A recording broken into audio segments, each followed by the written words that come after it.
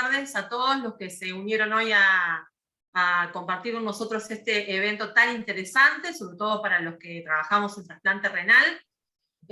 Hoy me toca presentarles a ustedes a la doctora Cynthia Drakenberg, que ya es una amiga de la casa.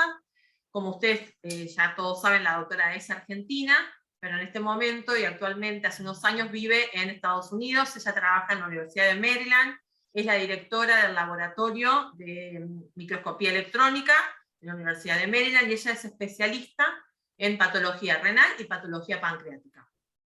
Es, digamos, la directora del grupo de Banff, o la coordinadora del grupo de Banff dedicado a trasplante pancreático, y es una experta en ese tema, y a partir de ahí les puedo contar que tiene muchísimas publicaciones, que ustedes todos pueden acceder a internet y conocer más de todas sus publicaciones en ese tema. Así que ahora les voy a dejar con ella, que nos va a hablar sobre la vigencia o la utilidad de la biopsia renal. Gracias, doctora, bienvenida. Gracias, Fernanda, muy generosa tu introducción. Y es un placer poder participar de esta sesión. Y no será sorpresa que voy a hablar sobre patología, porque ese es el tema, por supuesto, que más me interesa y del que ustedes están interesados de escuchar en este momento. Así que hablaremos de la importancia de la biopsia renal. La biopsia renal es una herramienta indispensable. Sin la contribución de la biopsia renal, la nefrología, así como la conocemos en este momento, no existiría. Se desarrolló el conocimiento de las enfermedades renales a través de la biopsia. La biopsia de trasplantes en general y la biopsia renal específicamente porque el órgano trasplantado del riñón es accesible, ha contribuido al éxito de los trasplantes de órganos. Ha sido una componente esencial del desarrollo de los trasplantes de órganos. La biopsia nos da una ayuda para poder entender la patogénesis del rechazo. Es usada para varios endpoints, para estudios clínicos. Es la guía práctica para el tratamiento de procesos que afectan los trasplantes. Provee información pronóstica, que es muy importante. Y también nos ayuda a identificar el rechazo subclínico a través de las biopsias de protocolo cuando estas son planeadas o necesarias. El grupo de Banff ha contribuido en forma tremenda para el entendimiento de la patología de rechazo y para definir características que son útiles cuando tenemos que mirar las biopsias. Y han descrito los fenotipos histológicos más comunes. Y como ustedes saben, el fenotipo es el conjunto de los caracteres histológicos que el órgano presenta como resultado de la interacción con la inmunidad, con la genética, con las drogas que se están usando para el tratamiento, enfermedades de base o recurrentes, etcétera, etcétera. Así que estos 6 fenotipos que han sido descritos son los siguientes. Tenemos el rechazo borderline, que vendría a ser una forma muy leve de rechazo agudo de células T, sospechoso de rechazo. Tenemos el rechazo agudo de células T con los grados bien conocidos, de acuerdo a la severidad de la tubulitis y de la afectación de las arterias. Tenemos esta nueva categoría del rechazo crónico activo de células T, el rechazo activo humoral, el rechazo crónico humoral y el rechazo humoral con una combinación de lo activo y lo crónico. Así que con este marco, digamos, es que podemos interpretar las biopsias y poder llegar a conclusiones que podemos entender todos con un lenguaje similar. Cuando hablamos de estos fenotipos, tenemos que ponerlos en el contexto de la presentación clínica, siempre la interacción entre la parte clínica y patológica es, digamos, el pan de cada día que tenemos que realmente enfatizar que es esencial para la interpretación y para la utilización de las biopsias. Entonces tenemos las situaciones más comunes cuando el órgano está funcionando bien, pero se necesita hacer una biopsia, hasta casos donde tenemos disfunción crónica progresiva, por ejemplo, cuando se está perdiendo el trasplante, otras situaciones variadas. La correlación patológica con las situaciones clínicas más frecuentes es bastante estereotipada. Cuando tenemos un paciente con función normal y que se decide hacer una biopsia de protocolo, una biopsia de surveillance para ver qué es lo que está pasando, tenemos generalmente lo que se sospecha es el rechazo subclínico de células T o el rechazo humoral. Y esto está indicado en pacientes, por ejemplo, un paciente que tiene un cáncer y se le ha bajado la inmunosupresión y se quiere ver qué está pasando con el órgano, a pesar de que el órgano está todavía funcionando bien. O un paciente que está hipersensitivizado, que tiene previos trasplantes o un PRA alto, entonces se puede ver, se puede tratar de hacer un diagnóstico temprano de rechazo humoral. En los pacientes que tienen una función subóptima desde el principio, sucede mucho con pacientes que han sido trasplantados y están bien, la función es aceptable, pero no es óptima. Y se trata de entender por qué, si el donante era joven y tenía todas las condiciones ideales, por qué este riñón no está funcionando. Y a veces se encuentran, por ejemplo, isquemia muy pronunciada que sucedió durante el trasplante. A veces en pacientes, en donantes mayores se encuentran cambios crónicos, pero la biopsia tiene una función para darnos una luz en qué es lo que está pasando. En los casos de disfunción aguda, por supuesto, todos sabemos la variedad de procesos que pueden ocurrir. En la disfunción crónica tenemos pacientes con toxicidad, con progresión de la fibrosis. Tenemos también en los pacientes con proteinuria, ya sea rechazo por crónico, glomerulopatía del trasplante, a veces sin tener características activas, la recurrencia de enfermedades glomerulares, diabetes, que es mucho más común, la recurrencia de la diabetes es mucho más común en el riñón de lo que a veces pensamos. Y, por ejemplo, tenemos otras situaciones, como un paciente con nefritis BK, que la viremia está muy bien, respondiendo perfectamente y disminuyendo, pero la creatinina está aumentando. Y entonces se necesita saber qué es lo que está pasando.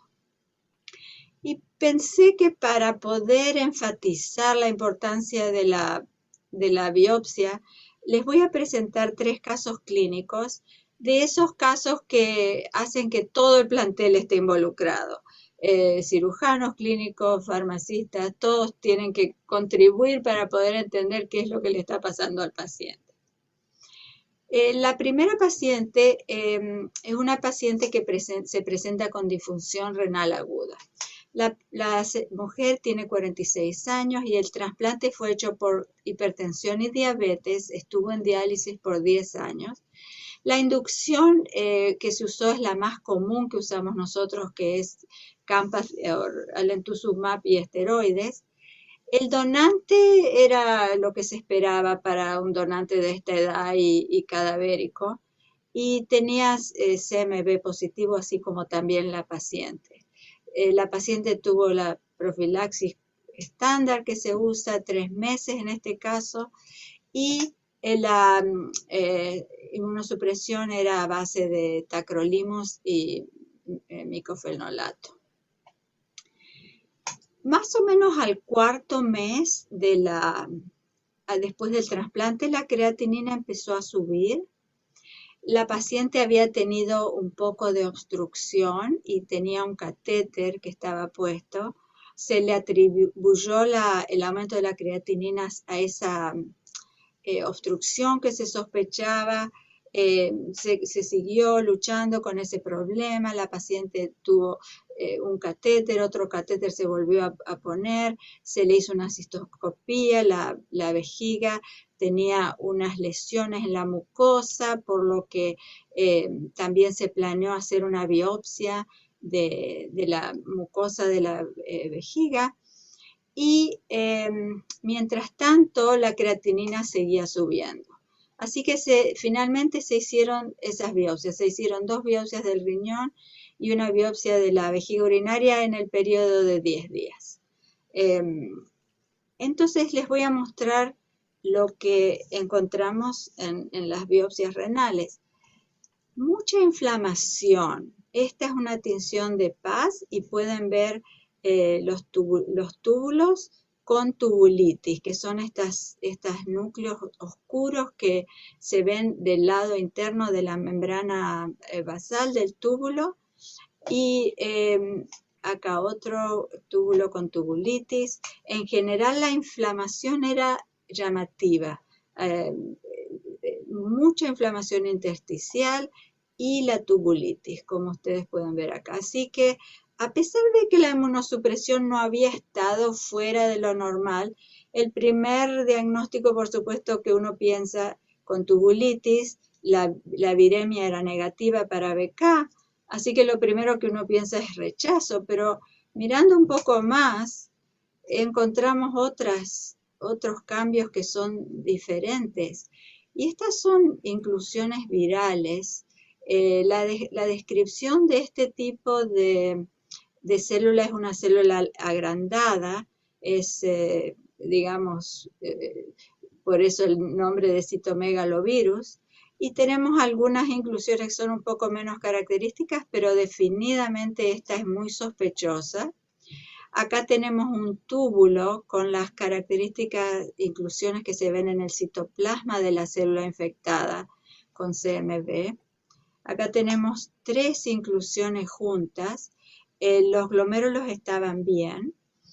Ven ustedes acá la inflamación intersticial y ven las 3 células infectadas. Y con la tinción para citomegalovirus se puede ver acá una célula infectada con la inclusión nuclear, la aparición característica. Comparen el tamaño de esta célula con las células que se ven alrededor y ven por qué son tan llamativas estas células de citomegalovirus. La biopsia de la vejiga urinaria tenía ulceración, como se ve acá en la foto de la izquierda, y también tenía un vaso sanguíneo infectado, acá la misma inclusión, la inclusión nuclear y las inclusiones citoplasmáticas. Así que esta paciente tenía una infección invasiva con el citomegalovirus. Sí, es que se le todas las hizo a cosas esta se malogran. paciente, al principio le dieron prednisona porque claro, la tubulitis y hasta que hicimos la confirmación con la tinción inmunohistoquímica y después al hacer el diagnóstico se le reinició el Vanganciclovir que la paciente había recibido antes y ustedes ven cómo la creatinina empezó a mejorar y la paciente va a ser biopsiada probablemente en 2 o 3 semanas para ver cómo está. La viremia nunca fue muy significativa, apenas una viremia baja, y la verdad que los clínicos me dijeron que ellos nada más les interesaba que ver que la biopsia tenía esta evidencia clara en 2 órganos, digamos, en el riñón y en la vejiga urinaria, para estar convencidos que eso era lo que tenían que hacer, darle el tratamiento antiviral. Así que este es un ejemplo donde la biopsia ha cumplido una función esencial para entender la patología de esta paciente. El caso 2 es una paciente con función renal normal y proteinuria. La paciente joven, 34 años, había tenido glomerulopatía membranosa, ese era el motivo del trasplante. El trasplante había sido 3 años antes de esta biopsia que les quiero mostrar. El donante era vivo, no relacionado, la inducción era la misma que usamos en general en los pacientes, porque la paciente había tenido glomerulopatía membranosa, se le continuó la prednisona 10 miligramos diaria junto con las otras 2 drogas que usamos para el tratamiento. Y la creatinina realmente después del trasplante fue extremadamente estable y muy buena la evolución del trasplante. Desafortunadamente, a los 18 meses comenzó a notarse que había proteinuria. Y alrededor de los 30 meses la paciente tuvo muchos problemas familiares y un problema con una hija y dejó todo el tratamiento y no vino más a la consulta clínica. Cuando la paciente fue admitida al hospital con síntomas infecciosos de una infección urinaria, enseguida los clínicos que la tenían, digamos, en la mira, porque sabían que la paciente tenía ese aumento de la proteinuria, hicieron una biopsia para confirmar lo que ellos sospechaban que era la presencia de glomerulopatía membranosa recurrente. La biopsia era una buena biopsia, generosa, y vemos acá, les muestro un representativo. Acá tienen una arteria que está apenas un poquito engrosada. Los glomérulos se ven bien en general. El intersticio está un poquito edematoso y hay un poco de células que no tendrían que estar allí. Fabián, tú tienes que Tenemos acá células mononucleares y podemos empezar a sospechar un poquito de capilaritis. Los glomérulos parecían que estaban sin más cambios. Sin embargo, acá pueden ver con la IgG la patología de recurrencia de la glomerulopatía membranosa, que la paciente evidentemente tenía y que los clínicos estaban correctos de sospechar que eso sería lo que la paciente tenía. Pero si seguimos mirando algunas otras de las características, puede ver acá que muchos de los, además del edema, pueden ver que muchos de los capilares tienen esta marginación y tenemos acá un capilaritis franca y acá tenemos otro ejemplo de capilaritis donde tenemos entre 2 túbulos, tienen acá una capilaritis peritubular muy bien manifestada.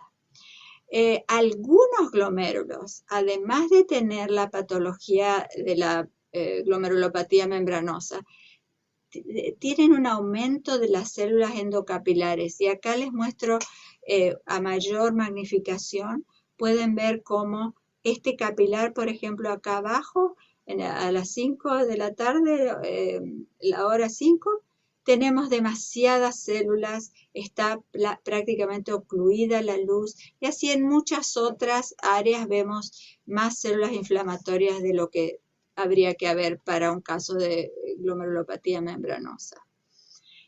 En conclusión, esta paciente tenía 2 patologías.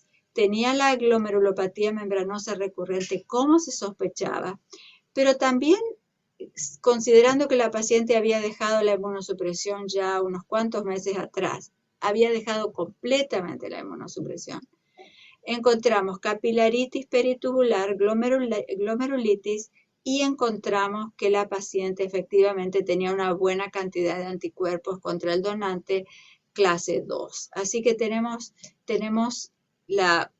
un doble diagnóstico acá. Los nefrólogos decidieron reiniciar la inmunosupresión de mantenimiento y van a hacer una combinación de rituximab, principalmente, dicen ellos, para la glomerulopatía membranosa, y plasmaferesis para el rechazo humoral.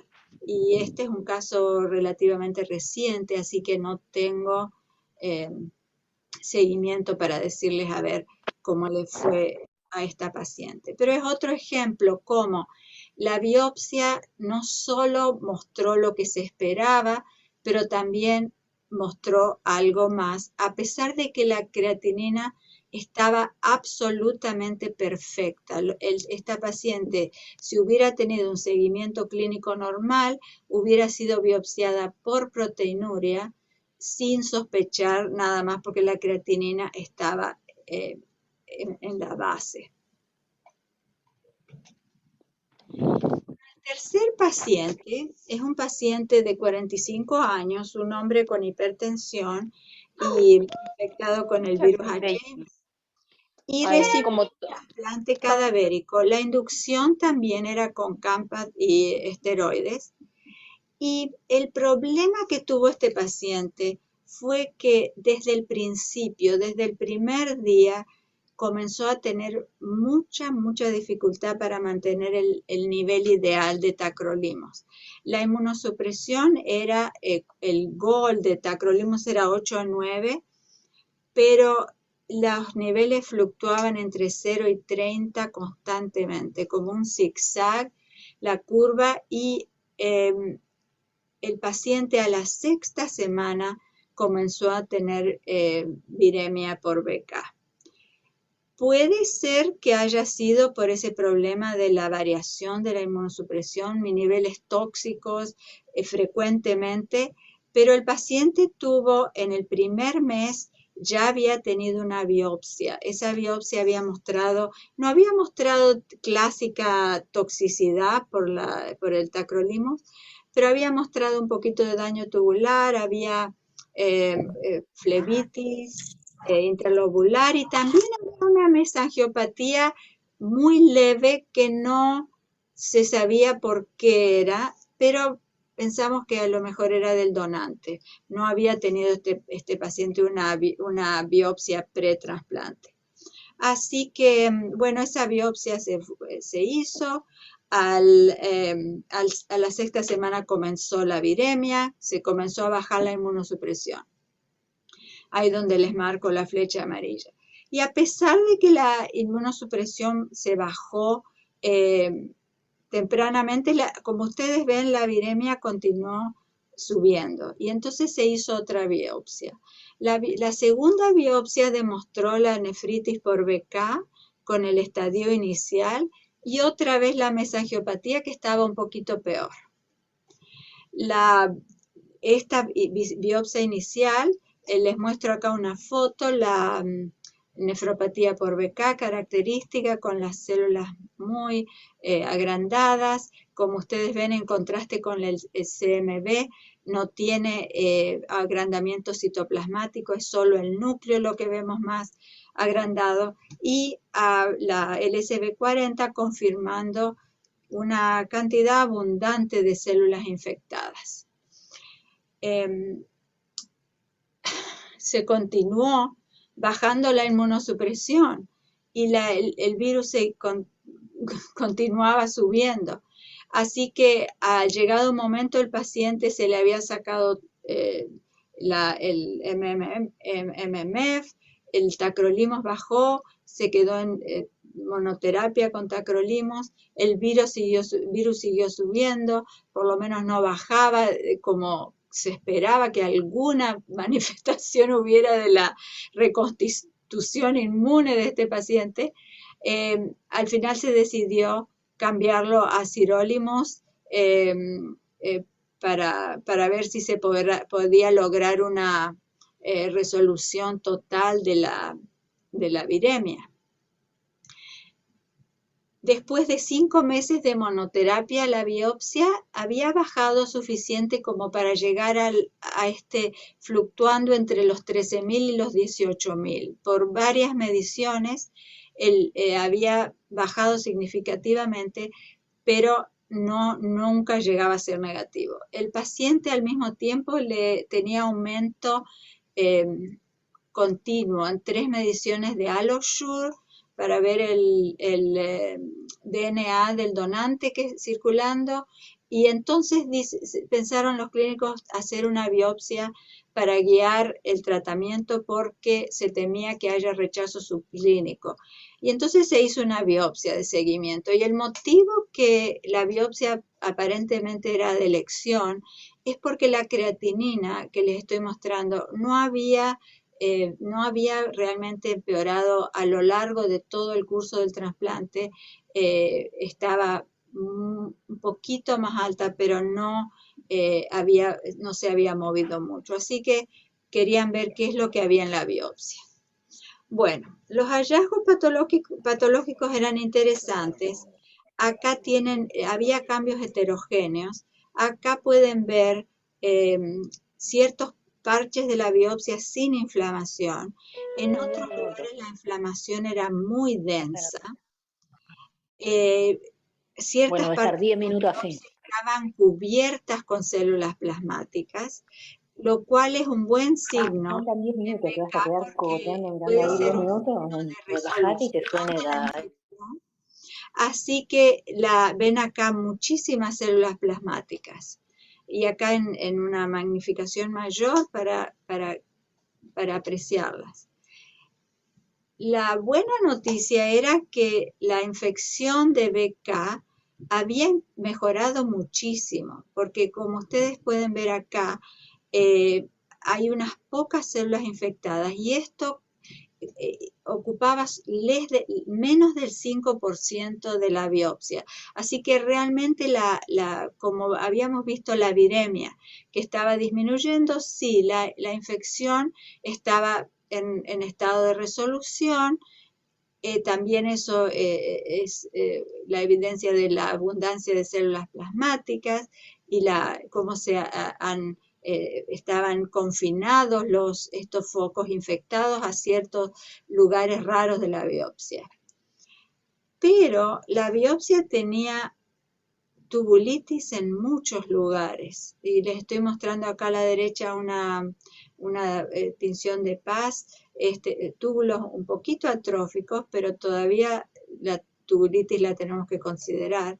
Y lo mismo en esta foto principal, pueden ver que había tubulitis en varios túbulos.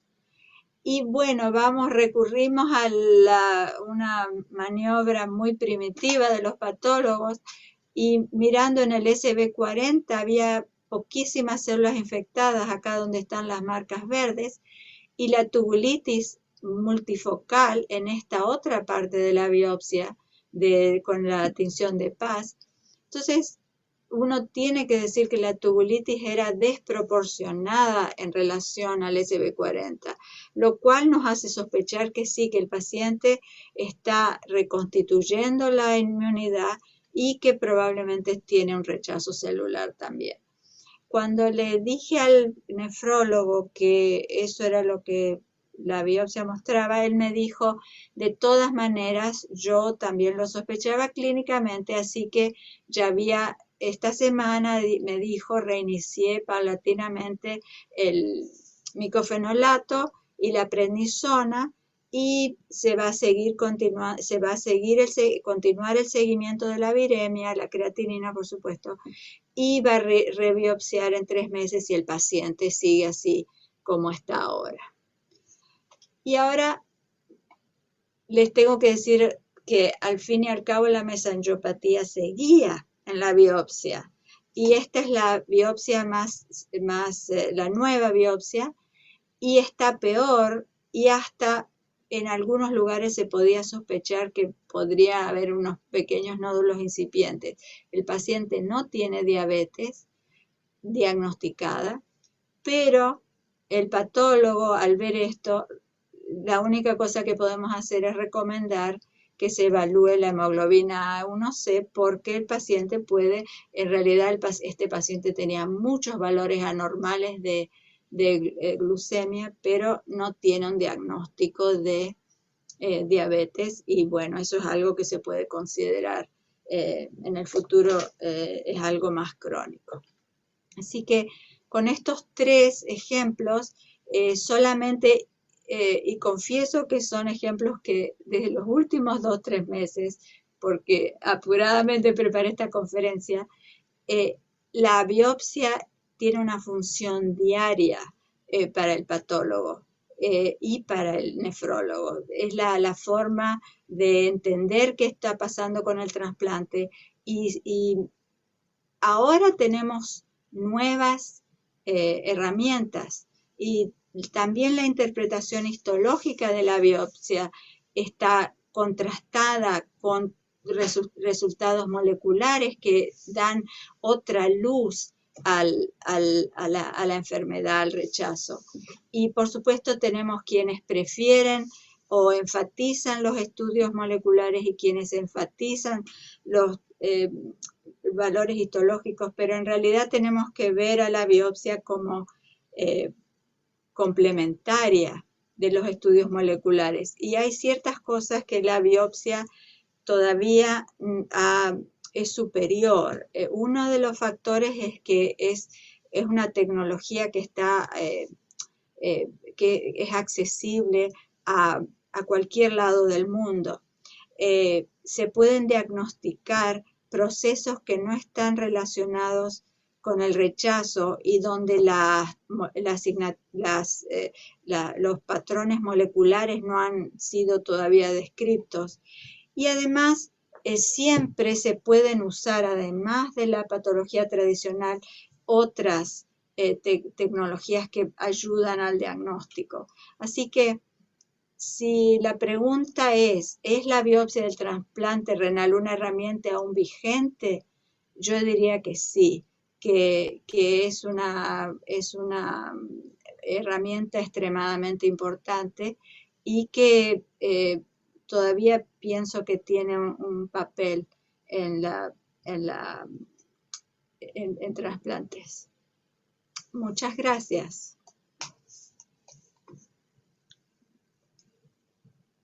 Muchas gracias, Cinta. Dejamos las preguntas al final. Y bueno, quiero presentar al doctor Ventura, catalán. Él es nefrólogo y responsable clínico del programa de trasplante renopáncreas del Hospital Clínic de Barcelona.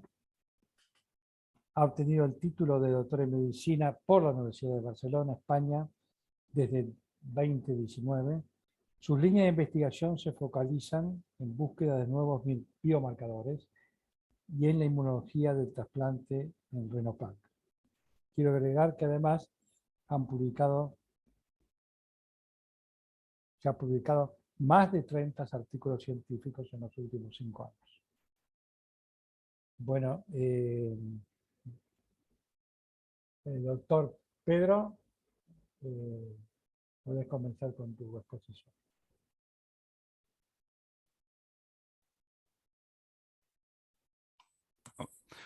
Muchas gracias. Gracias por la invitación, gracias por la introducción. Después de la presentación de la doctora Cynthia Drachenberg, espero que podamos entender un poco que probablemente no es una competencia, son complementarios la biopsia y lo que sería el DNA libre. Y solo como nota, por si alguien me pide que hable en catalán, yo soy portugués de origen, así que luego las preguntas, sé que es una sesión simultánea para Argentina, Brasil, he escuchado a alguien de Chile también, así que al final las preguntas, si hay interés, las puedo contestar en portugués también. Así que intentaré dar un poco una visión sobre cuál es la utilidad del DNA libre, cuál es la evidencia actual y qué utilidad puede tener el DNA libre en el ámbito del trasplante. Y siempre que hablo y que veo estas charlas sobre DNA libre, nuevas tecnologías, nuevas herramientas aplicadas a la medicina, siempre me llevo a los años 20, a los locos años 20, en el cual también se creía que se vivía una era de modernismo. Y esta foto aquí a la derecha es de ayer, del Met, aquí en Nueva York, en el cual en una exposición a los tiempos modernos, también de esta época, los años 20, vemos que estos celebraban la velocidad, las nuevas tecnologías y el modernismo. Así que creo que cada uno en su momento siente los tiempos como tiempos modernos, aunque pasados unos años siempre sentimos que es ya lo diario, no es moderno, ya es lo que damos por hecho, ¿no? Por asumido. Así que el DNA libre creo que en unos años es como lo veremos. Pero cuando pensamos en trasplante, hemos hecho un largo recorrido ya. Hemos pasado de una fase inicial en que teníamos una tasa de rechazo de prácticamente un 80% en los pacientes con bajo riesgo, primer trasplante, a una fase en que actualmente estamos cercano a los 10% de tasa de rechazo en el primer año post-trasplante. Y esto ha sido a raíz de un conjunto de nuevas herramientas que tenemos principalmente a nivel de tratamiento, de terapéutica. Vemos aquí una inversión muy importante con la aparición de la ciclosporina, que luego ha sido sustituida en la gran mayoría de casos por el tacrolimus, pero vemos principalmente aquí, hasta el final de los años 2000, una introducción de varios fármacos que nos permiten individualizar el tratamiento. Hemos visto ahora en la charla de la doctora Drachenberg los pacientes, esta paciente con aviremia por BK, cómo se hizo las varias intervenciones hasta quedar en monoterapia con sirolimus, por ejemplo, y el más reciente probablemente el belatacept, que aquí en Estados Unidos, en algunos países se usa bastante. En España, por ejemplo, en muchos países de Europa no es tan asequible, pero todavía sí es una herramienta que se puede utilizar y que nos han permitido esto, mejorar los resultados. Y esto sería lo ideal, sería que todo el paciente que trasplantamos, independiente de la edad, que todo el resto del percurso de su vida tuviera el mismo injerto funcionante. Y esto sería el paradigma ideal del trasplante. Para alcanzarlo hemos hecho un largo recogido, pero todavía así lo que sabemos es que aunque prácticamente un 40% de los pacientes el injerto funcione hasta la muerte del paciente, que tenga una muerte con un injerto funcionante, vemos que 1 de cada 3 pacientes sigue teniendo un fallo del injerto por un rechazo, bien sea un rechazo moral o un rechazo celular. Y por eso seguimos necesitando de monitorizar nuestro injerto para poder alcanzar este beneficio. Y esta es la realidad que todos los pacientes la conocen de primera mano y que todos nosotros que trabajamos en trasplante sabemos que ocurre. Después de realizar un trasplante, la gran mayoría tenemos que hacer un monitoreo con pruebas de sangre, pruebas sanguíneas, en varios en la fase inicial post-trasplante de forma más frecuente y que luego, si todo está estable, vamos espaciando en el post-trasplante. Muchos centros, el nuestro en Cataluña, en el Clínic, hacemos biopsia de protocolo. Nosotros hacemos a los 3 meses y a los 12 meses para el riñón. Hacemos para intentar entender, independiente de la función del riñón, qué pasa en la biopsia. Porque, tal y como utiliza la doctora Drachenberg, la biopsia sigue teniendo un papel muy importante para el trasplante. Y esta es la realidad. Cuando tenemos un evento de un rechazo, bien sea diagnosticar una biopsia de protocolo o una biopsia por indicación, la mayoría condiciona un tratamiento y luego tenemos que reempezar el seguimiento, muchas veces inicialmente más cercano y luego empezamos a espaciar. Pero para este monitoreo lo ideal es que tuviéramos un biomarcador que fuera simple, que fuera reproducible, es decir, que en cada determinación nosotros pudiéramos confiar que la determinación que nos indica es fidedigna, que fuera barato y principalmente que fuera no invasivo, lo menos invasivo posible para el paciente. Que fuera también predecible y, en el caso del trasplante, que fuera específico para el donante o para un determinado antígeno o para un determinado órgano. Así que esto es lo que nos permitiría reducir la cantidad de biopsias y retener las biopsias para la identificación de determinados hallazgos. Cuando hablamos de biomarcadores, lo que vemos es el incremento brutal que hubo en publicaciones asociadas a biomarcadores en PubMed, y este es un artículo que solo lo analiza hasta el 2013, pero con casi 4.000 publicaciones sobre biomarcadores en el año 2013. Y en el trasplante de órganos sólidos, y aquí hablando del trasplante de riñón, hemos dado un salto ya muy importante con la descripción de los DSAs, de los anticuerpos donante específico. Lo que sabemos, y todos los que trabajamos en trasplante, es que los DSA son una herramienta imprescindible al día de hoy. Prácticamente los centros usan una monitorización periódica de DSAs en el post-trasplante, no solo en el pre, pero también en el post. Por esto, porque sabemos que los pacientes que tienen un DSA de nuevo, y aquí no voy a excluirlos con un DSA preformado, porque son casos puntuales, que de forma decidida nosotros hacemos un trasplante con un DSA, pero los que desarrollan un DSA de nuevo, el riesgo de desarrollar un rechazo humoral en el post-trasplante a los 10 años es casi un 80%, y vemos que de forma muy significativa reduce la supervivencia del injerto. Y por eso los centros de trasplante hemos incorporado la monitorización de los DSAs de forma periódica en nuestro seguimiento. De hecho, los DSAs han cambiado nuestra descripción, nuestra correlación histopatológica. Ha cambiado la introducción de los DSAs, la progresión del BANF. Sabemos que antes el diagnóstico de rechazo humoral necesitábamos de inflamación microvascular, la presencia de un DSA y de C4D, y que luego el BANF se ha ido ajustando, adaptando a la nueva evidencia a medida que, una vez descritos los DSAs y conociendo mejor el comportamiento, hemos ido entendiendo que podíamos tener pacientes que podían tener un DSA negativo, pero tener un C4D positivo y aquí asumirlo como un rechazo humoral.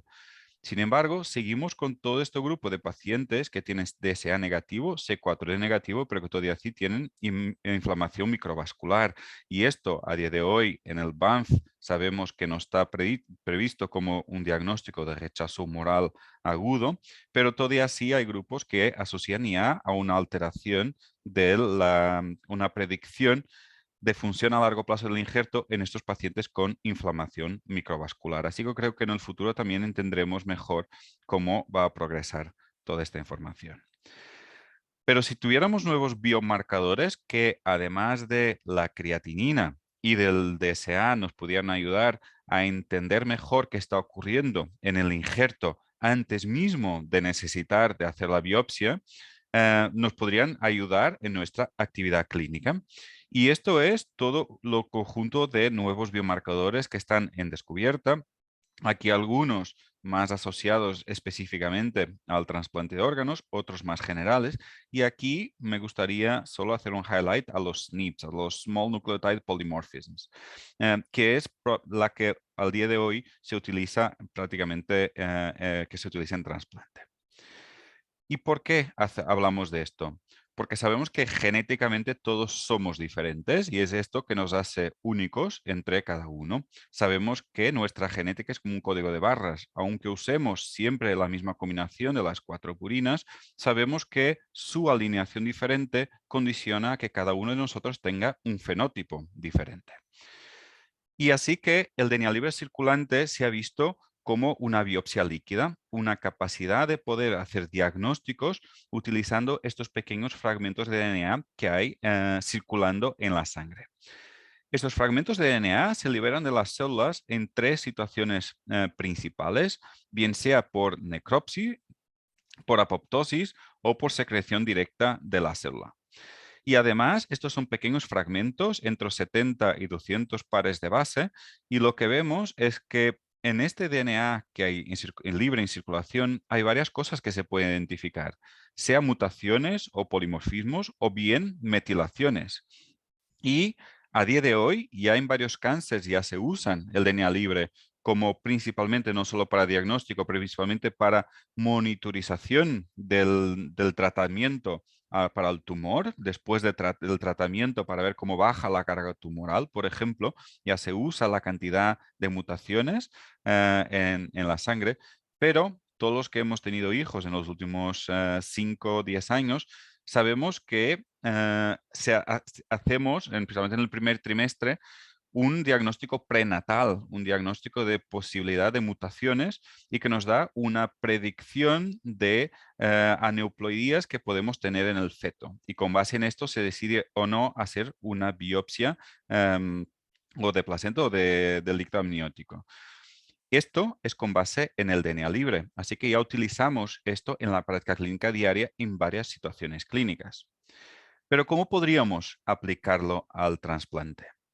Sabemos que donante y receptor, con una única excepción, que son los gemelos homocigotos, donante y receptor son genéticamente diferentes, aunque sean hermanos y que sean HLA idénticos. Y así que si nosotros pudiéramos identificar el DNA libre circulante en circulación o en el caso del trasplante de riñón, por ejemplo, en la vía urinaria, podríamos conocer cómo se comporta este DNA libre en situaciones diferentes del trasplante, en situaciones de estrés o en situaciones estándar. ¿Cómo detectamos esto DNA libre? Se puede detectar, principalmente en el caso del trasplante, y si hablamos asociado al donante, el genotipo sería una posibilidad, pero nos limitaría probablemente a un 50% de los casos, que sería en que donante y receptor son de géneros diferentes, en este caso un donante varón a un receptor mujer. Así que, por ejemplo, en cáncer se usa bastante las mutaciones, pero también se puede hacer una secuenciación e identificar estos polimorfismos específicos.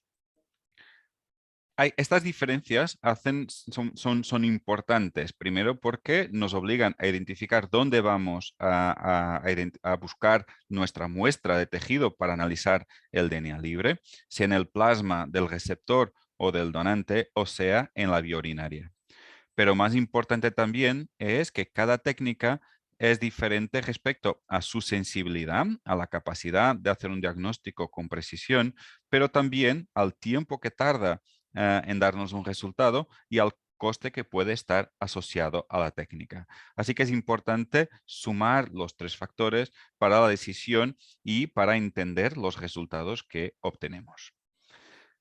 Los SNPs son los que actualmente han demostrado más evidencia a nivel de trasplante renal. Y los SNPs lo que son pequeñas alteraciones en el genoma con un cambio de una única parte del genoma que ocurre en 1 de cada 1000 nucleótidos que tenemos, lo que significa que en cada uno de nosotros tenemos entre 4 a 5 millones de SNPs.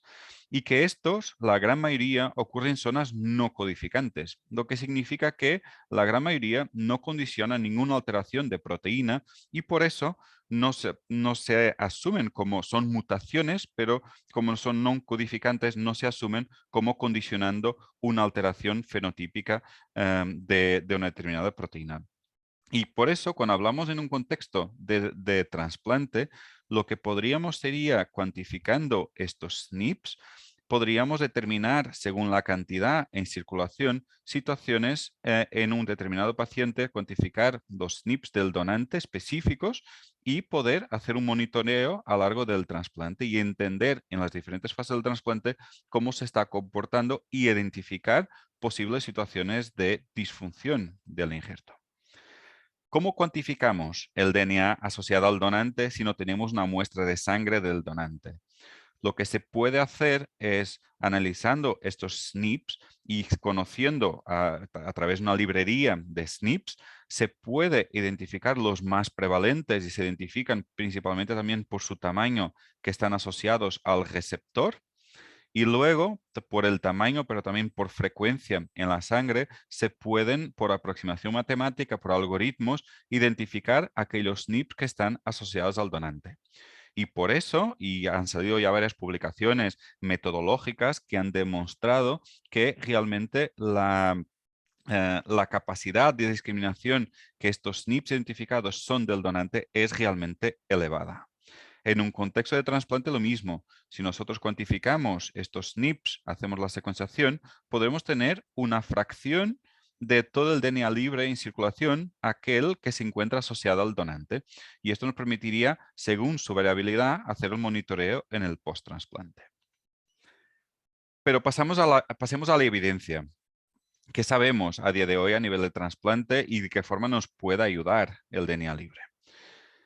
Estos es probablemente los primeros trabajos que salió y lo que vemos es, lo que han publicado es claramente que los pacientes con más de 300 pacientes con una biopsia del injerto renal, los pacientes que no tenían un rechazo agudo al momento del trasplante, la cantidad de DNA libre circulante asociado al donante, el donor-derived cell-free DNA, era claramente inferior con los pacientes que tenían algún evento de rechazo en la biopsia. más importante es que este valor era diferente en el DNA libre, pero el valor de creatinina no era diferente entre los dos grupos. Así que el DNA libre ya permitía distinguir indiferente a la creatinina pacientes con un posible rechazo en la biopsia de los que no tenían rechazo, y con una especificidad de un 84%. Pero vemos aquí inicialmente que la sensibilidad era relativamente baja, solo de un 59%. Más tarde, y esto usando otra técnica de determinación de DNA libre circulante, con una técnica similar, pero con una librería ampliada de SNPs, lo que han visto es que el diagnóstico de rechazo agudo seguía siendo significativamente superior a los pacientes con una función estable del injerto y que la sensibilidad aumentaba de forma importante, hasta un 88% de sensibilidad. Vemos aquí que también era diferente entre los pacientes con rechazo y los pacientes con diagnóstico de rechazo borderline. Como nos ha comentado la doctora Drachenberg, el borderline sigue siendo una categoría ahí límite dentro del BANF. Y también pacientes con otros tipos de alteraciones en la biopsia, como sea toxicidad por anticalcinurínicos, por ejemplo. Y vemos que el DNA libre circulante en los pacientes con rechazo era claramente superior a los 3 otros grupos analizados. Por otro lado, aunque en los pacientes estables el DNA libre fuera, la función renal fuera mejor, vemos que en los pacientes con rechazo comparado con las otras alteraciones no había diferencias a nivel respecto a la función renal. Así que el DNA libre permitía aquí dar una información adicional de que estos pacientes probablemente tenían algo más y tenían un rechazo en el injerto que luego se confirmó en la biopsia. ¿Qué significa esto? ¿En qué se traduce en la práctica clínica? Y para mí este es el valor más importante del DNA libre. Es que tiene un valor predictivo negativo de un 95%, claramente superior a si nos fiamos solo en la creatinina como para monitorización de la presencia de un rechazo. Así que esto nos da una calma si tenemos este valor en la práctica clínica, en el paciente en consulta externa, que tenemos un valor de DNA libre por debajo del umbral del 1%, nos da una tranquilidad de saber que en este caso, este paciente en 95% de los casos no va a tener ningún rechazo activo, y por eso nos permite estar en una situación más tranquila. Lo que se ha visto es que realmente, comparado con la función renal, realmente la sensibilidad para diagnosticar un rechazo es claramente superior cuando usamos el DNA libre que cuando usamos solo la función renal.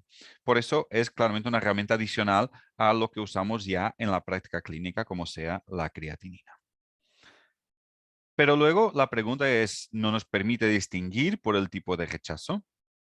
Inicialmente, en la publicación inicial, lo que se ha visto es que este valor predictivo negativo era principalmente en los pacientes con un rechazo humoral agudo. ¿Qué es lo que vemos aquí con esto en rojo, que son los pacientes que tenían DNA libre aumentado? Eran los pacientes que tenían alteraciones histológicas compatibles con un rechazo humoral agudo, como sea inflamación microvascular o un C4d positivo. Así que se asumió que tenía un valor predictivo negativo de 96% para diagnóstico de rechazo humoral agudo, que es lo que han visto aquí también. Los pacientes con un rechazo humoral agudo o un rechazo mixto tenían claramente un DNA libre aumentado comparado con los pacientes incluso con un rechazo celular. Pero nuevamente, estas son las primeras publicaciones de un estudio inicial. Lo que han visto es que permitía este diagnóstico de rechazo humoral agudo, pero incluso permitía distinguir los pacientes con DSA positivo, pero sin rechazo humoral agudo. Así que no solo permitía el diagnóstico de rechazo humoral, pero también permite distinguir en los pacientes con DSAs positivos si tiene o no tiene un rechazo humoral agudo. Que es un poco lo que vemos en esta gráfica aquí a la derecha. Este paciente que tenía un DSA positivo, de forma persistente tenía un DNA libre circulante, o sea, el donante persistentemente bajo, y no tenía ningún rechazo en la biopsia. En cambio, este paciente que tenía un DNA libre circulante bajo, luego tiene aquí un aumento importante que no se asocia a un aumento de la creatinina, que siempre ha tenido una creatinina que alrededor de 2 y se mantiene relativamente estable, pero el DNA libre sube y cuando se hace la biopsia se ve que tiene no solo anticuerpos donante específico, pero también un rechazo humoral agudo. Así que también como monitorización nos puede ayudar principalmente en estos casos con DSAs positivos a mantener ese estado de tranquilidad, que si tenemos un valor normal, podremos estar relativamente tranquilos de que el paciente no tiene un rechazo activo. Pero, y respecto a los rechazos celulares, ¿qué hacer con ellos? Según, este es nuevamente usando otro kit, el kit de Prospera, lo que han visto es que no solo el rechazo humoral agudo está aumentado, pero también los pacientes con rechazo mixto, como en el estudio anterior, pero en los pacientes con un rechazo celular también la cantidad de DNA libre estaba aumentada. Y el valor predictivo global para rechazo, no solo rechazo humoral agudo, pero para rechazo de forma global, era de un 96%. Pero esto si hablamos de pacientes que se ha hecho una biopsia por indicación, por indicación clínica, esto es lo que han visto, que los pacientes que se ha hecho la biopsia pero tenían una función estable del riñón, los que tenían un rechazo agudo tenían un DNA libre aumentado.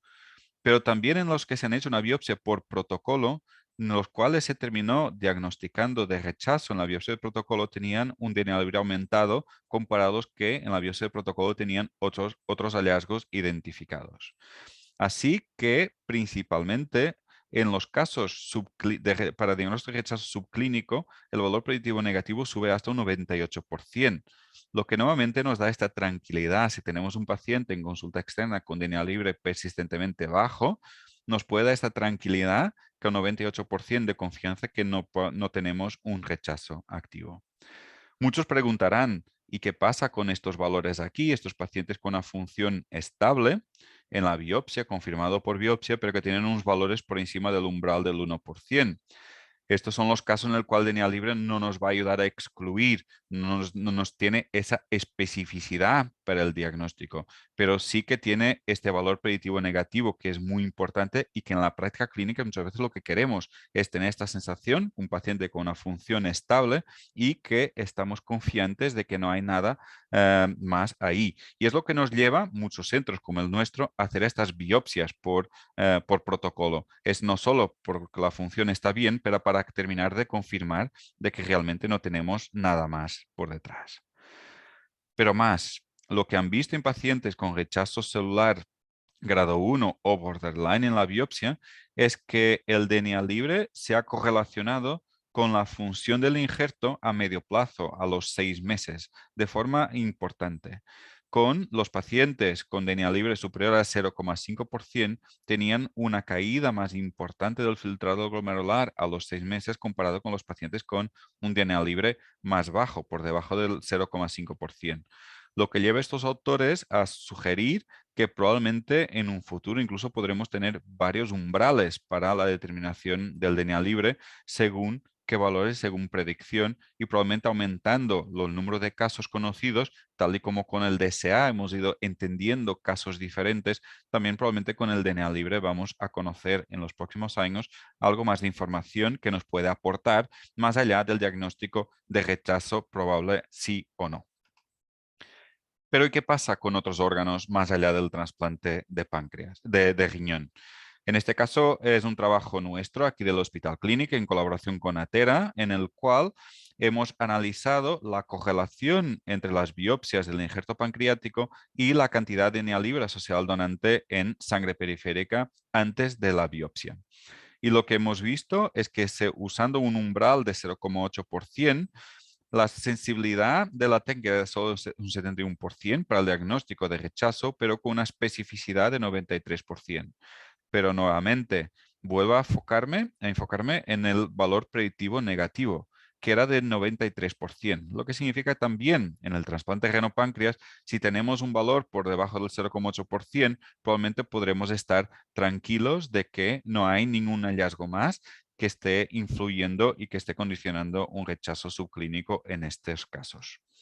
Lo que hemos visto además es que el DNA libre circulante, o sea, el donante, tenía una capacidad de predicción incluso superior a la lipasa, que es lo que habitualmente usamos para indicador y para monitorización del trasplante del páncreas a largo plazo.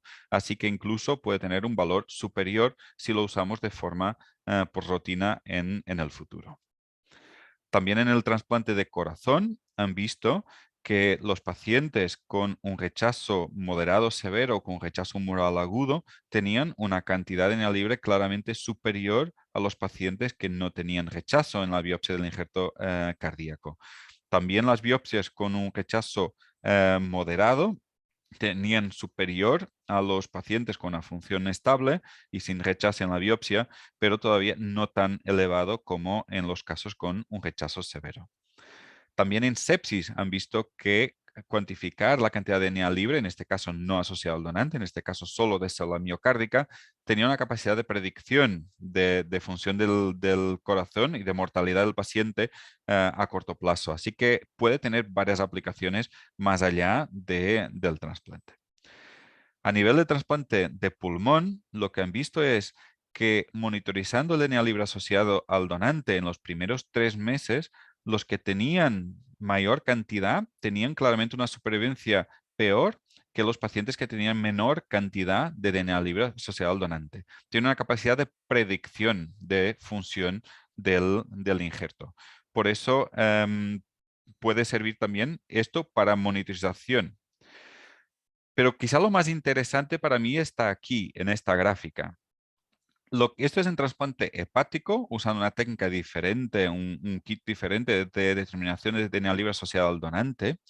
Pero lo que han visto es monitorizando y cuantificando el DNA libre en varios puntos del post-trasplante hepático, y aquí vemos que hay una cantidad muy importante en el post-trasplante inmediato, con casi un 80% de DNA libre circulante siendo asociado al donante, que es por el daño isquémico de reperfusión. Vemos que hay una caída importante inicial en los primeros días, pero luego vemos que se estabiliza aquí por debajo del 10%. Y vuelvo a referir que esta es una técnica de cuantificación diferente. Pero ven que este caso aquí, este outlier, y lo que ven luego es que en los pacientes que tenían una biopsia comprobada por un rechazo comprobado por biopsia del injerto hepático, el DNA libre estaba claramente aumentado comparado con una función estable.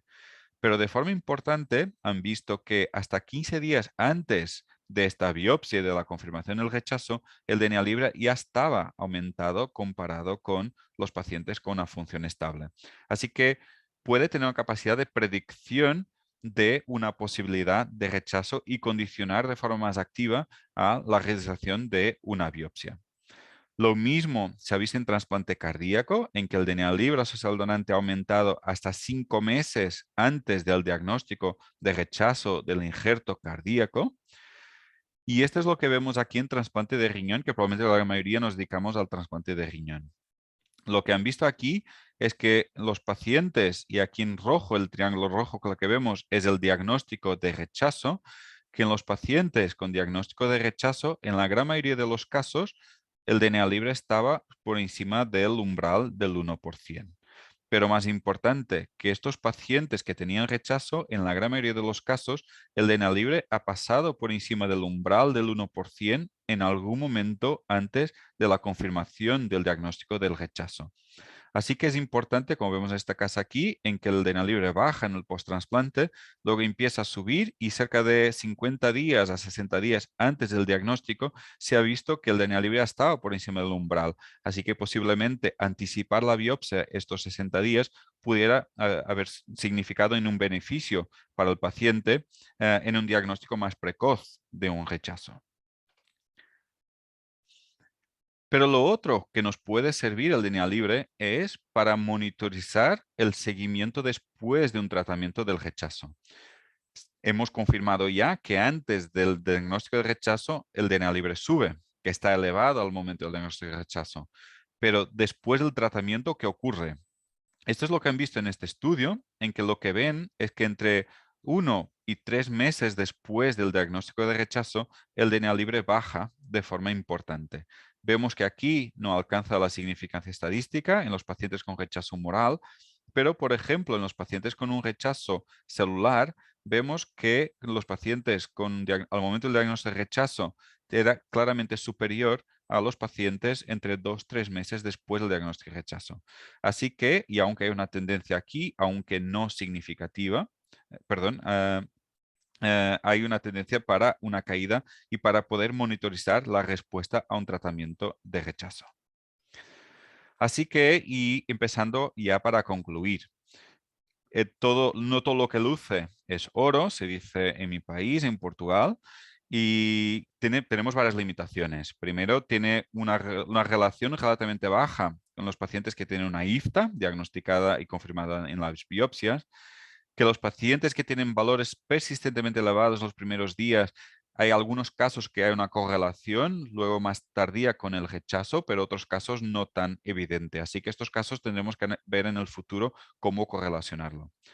Que hay también una correlación con infecciones, aunque son casos limitados, son pocos casos que están descritos, sí que se han descrito aumento del DNA libre circulante al donante en infecciones, por ejemplo, como un caso que ha presentado la doctora Drachenberg, como si infecciones por BK.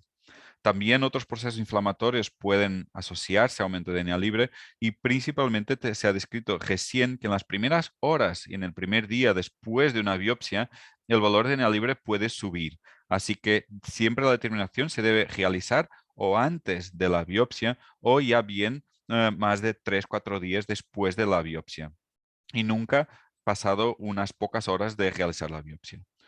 Por otro lado, sigue sin poder discriminar por el tipo de rechazo que tenemos en el injerto. Así que es importante la biopsia y sigo creyendo que la DNA libre lo que va a servir es como una herramienta adicional para la biopsia renal y que los dos van a tener que trabajar juntos para poder mejorar la monitorización, disminuir la cantidad de biopsias normales que realizamos, pero nunca podrá sustituir la biopsia renal porque, como ha dicho la doctora Drachenberg, hay muchos diagnósticos que nos aporta la biopsia que realmente el DNA libre a día de hoy no nos aporta toda esta información.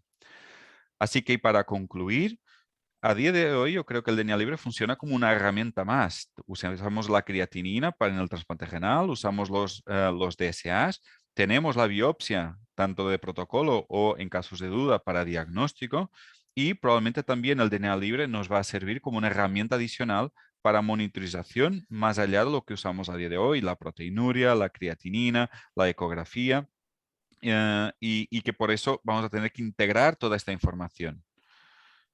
Y esto es una propuesta de cómo en qué nos puede ser útil el DNA libre, cómo podremos utilizar en la práctica clínica diaria.